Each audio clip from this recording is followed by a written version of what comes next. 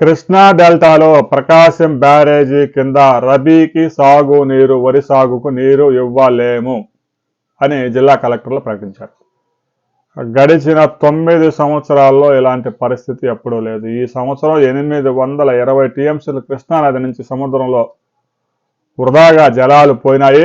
ఇక పులిచింతలో కూడా ప్రస్తుతానికి కూడా 39 టీఎంసీలు వాటర్ ఉన్నా కూడా రబీకి సాగునీరు ఇచ్చే ఉద్దేశం లేదు అని అధికారులు చెప్పారు. ఎందుకంటే ప్రస్తుతం పులిచింతల్లో ఉన్న నీరు వచ్చే సంవత్సరం 2025 జూలై వరకు మళ్ళా వర్షాలు పడి వచ్చే వరకు దాదాపు 4 జిల్లాల తాగునీటి అవసరాలతో పాటు రబీలో 6 తడి పంటలకు నీరు ఇవ్వడానికి ఆ నీరును మాత్రమే వాడుకోవాల్సి ఉంటుంది. ప్రస్తుతానికి పట్టిసీమ నుంచి అయితే 8,000 క్యూసెక్కుల ఫ్లడ్ తీసుకొస్తున్నారు ప్రకాశం బ్యారేజీకి.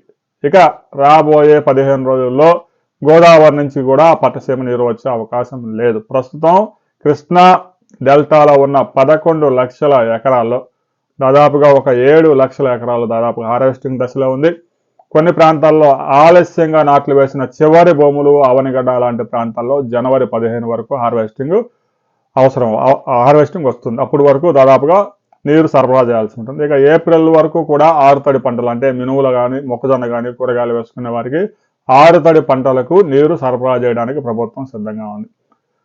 కృష్ణా డెల్టా కింద వరి సాగు బెటరా, 6 తడి పంటలు బెటరా, ఏది మంచిది అనే విషయాన్ని రైతు సోదరులు కామెంట్ చేయండి. వీడియో నచ్చితే లైక్ చేయండి, షేర్ చేయండి, సబ్స్క్రైబ్ చేసుకోండి.